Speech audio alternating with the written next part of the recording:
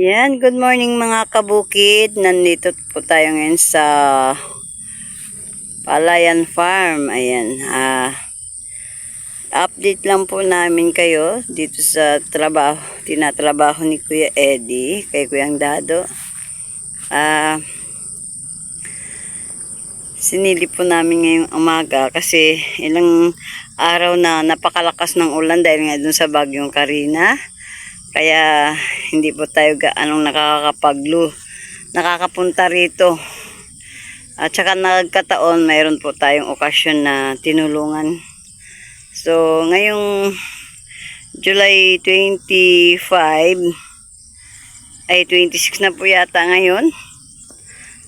Dito po tayo ngayon. At, ayan nga. Gusto ko pong makita itong tataniman po ni Kuya Eddie ng sitaw, tsaka itong lalagyan niya ng palay. Oh my God, malayo pa ako, natatanaw ko na yung tubig doon sa duluhan ng kanyang paglalagyan ng palay. Medyo mabagal lang po ang lakad ko kasi sabi nyo nga po, maraming nagre-reklamo po sa video ko, nahihilo daw po sila. So, pasensya na, hindi ko po nadala yung stand. Kaya, eto hawak ng kamay ko pa rin ngayon. Punta po tayo doon, lalapit tayo. Ayan mga kabukid, sa duluhan po yan ng paglalagyan ni Kuya Eddie na palay. Eto, yung lugar po na ito. Saka yun, yung duluhan niya. Ayan, dagat na po siya oh. Tubig ulan lang yan ni Pana. Galing ilog daw, suba. Galing ilog. Yan po ang problema dito pag panahon na ng tag-ulan. Talagang Mabuti na lang, hindi pa tayo nakakapagkaya. oo nga no. Mabuti na lang hindi pa ito naigayak. At hindi na rin pa lalagyan ng palay. Ayun. Tingnan po natin dito ang kalamansian ni Pulis.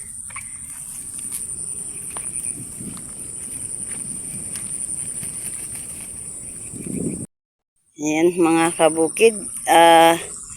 Nung isang araw daw, nung umpisa ng ulan, 24 yata po yun. Naging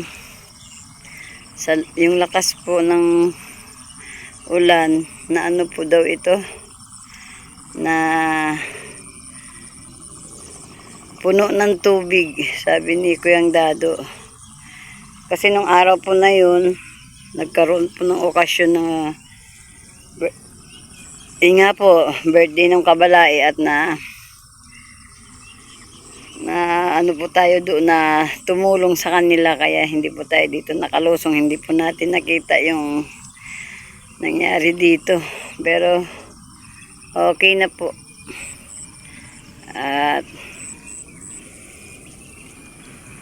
mayroon naman po siyang yan, labasan ng tubig dito po yung nagpuntahan yung tubig niya, kaya mabilis pong natuyo.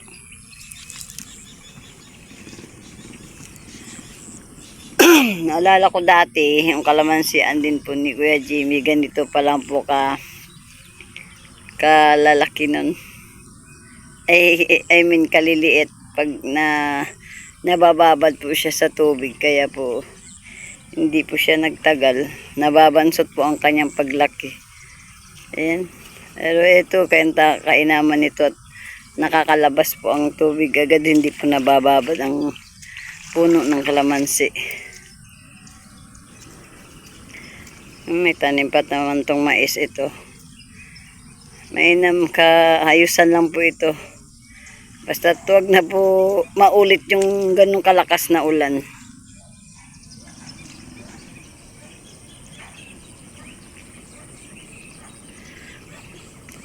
At sabi nga ni Kuyang Dado, mabuti na lang hindi tayo agad dito nag-umpisa sa tatamnan ng palay. Parang sinuwerte naman at yung magroroto dito yung makina na gagamitin, traktor ang panroto, inasira po yung baterya niya kaya hindi po agad ito naigayak. So siguro mamaya pa lang daw yata ibibili ng baterya si Kuyang Dado. Doon pa lang po ito saka pa lang po ito maaasikaso. So mag-aantabay pa rin tayo ng panahon bago po natin yan sisimulan kasi mahirap na. Ito po ay talagang ang lugar po na ito ay bahain. Yung lugar po na to ng Santa Isabel. May party na mataas, may party na mababa, pero mas mababa po yung banda roon. Siyempre, hindi po natin din maiwasan na maambunan din ng tubig ang mga ito. Lalo na yung kinukuhanan din natin ng tubig ay ayan lang po.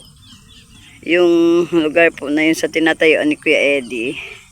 Diyan po natin kinukuha din yung tubig na kailangan. Galing din po yan sa ilog. Kaya pag napuno ang ilog, babalik din po dito yan. Kaya hindi po natin yan maialis na hindi po ito dadamay sa paglaki ng tubig. Kaya tara, punta po tayo doon, silipin natin yung kanal, ang kukuhanan natin ng tubig. Mga kabukid, kasasabi ko pa lang na yung ilog nga po pagka lumaki ang tubig doon, aahon din po dito. Papasok din po dito sa, kung natatandaan nyo, nag-umpisa si Kuya Eddie ng paglusong dito, kakapiraso lang yung tubig dyan.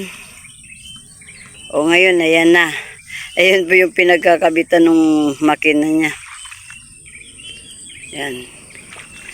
Kaya, ganun din po yung bilis na paglawak ng tubig na yan, oh.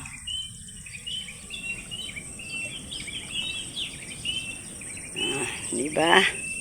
Kaya siguro mga ilang araw pa bago mawala ito. May ilang araw pa kaya yan pa. Tuloy-tuloy ang ulan, hindi agad mawawala yan. Ayan, pag tuloy-tuloy daw po ang ulan, hindi pa po ito mawawala. At hindi rin po tayo makapag-umpisang maglagay mag-ano ng papalayan natin. Dito naman po kasi sa bandang itaas po na to, pwede naman po makapagtanim dyan ng sitaw si Kuya Eddie. Kagaya po nito, pwede po siya dito makapagtanim ng okra o kahit na anong gulay. Yan. Kasi mataas po ito. Kaso, pag sa palay, hindi pa uubra.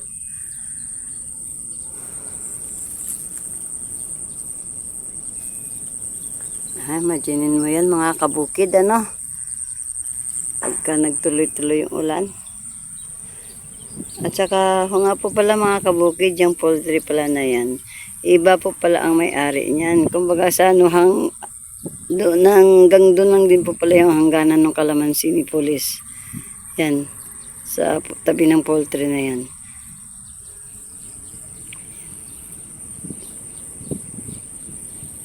Kasi nung dun sa nakarang vlog ko, ay video ko po, nasabi ko po na hanggang dun sa sa kanila yung yung poultry, hindi na po pala. Iba na po pala ang may-ari niyan. Mga kabukid, sa tagal nating hindi nakabalik dito, hindi na natin alam pala kung sino-sino na yung may-ari dito. Ayan, dito naman po sa kabila na to, may trabaho po dito yung kamag-anak din po ni Kuya Eddie.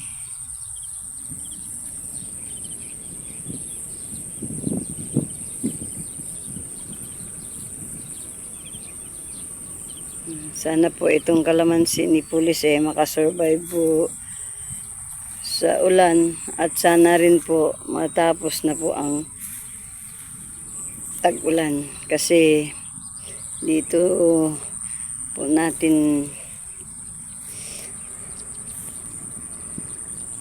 ibig po sabihin, kailangan po natin ito iwasan na mababad sa tubig.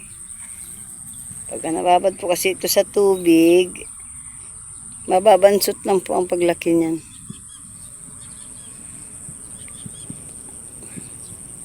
May part pa lang nakalubog sa tubig. Ibig sabihin nakababad kasi malalim. Mababa yung lupa niya dyan.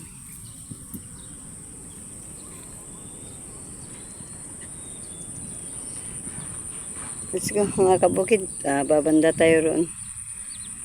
Tingnan natin yung pagtatamnan ng sitaw ni Kuya Eddie.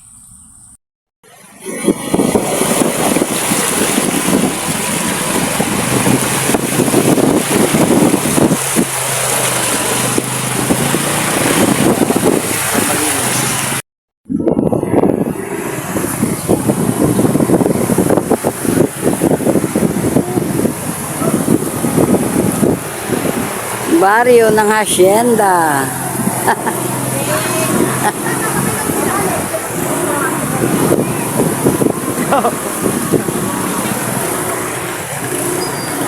Yan mga kabukid, dito po yan sa baryo ng Hacienda. Ang ganda ng aming baryo. Like dito sa amin, sa baryo San Vicente.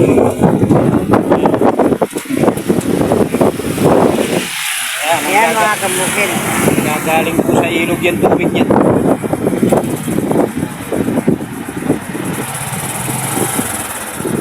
Ayan pa. Mga kabukid. Ayan.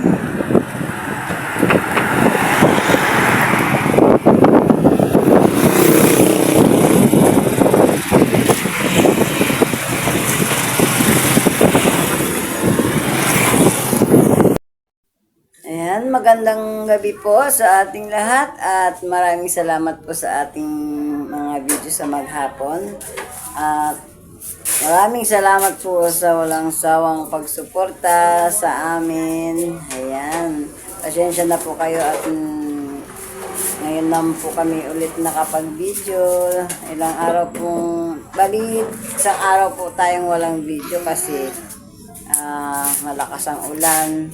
At hindi po tayo agad nakakapag-charge dahil po sa bagyo na dumaan. Ayan. At eto, kahit na kukonti po ang aming na video dahil nga po sumingit na kami sa araw. Ayan. At ayan na nga po, maraming salamat po sa inyo dyan sa walang sawang pagsuporta. Hanggang dito na lamang po. Oo nga po pala, huwag nyo pa rin pong kakalimutan dyan sa hindi pa po nakakaalam sa video sa YouTube channel namin. Manood na po kayo. Pakipindot nyo po dyan ang bell button at pakisubscribe. And paki-like po ng ating mga video at paki-share na rin po. Ayan. Maraming salamat. Bye-bye. Bye-bye ka na. Bye-bye po mga kabukid. Hanggang sa muli. Happy lang po tayo.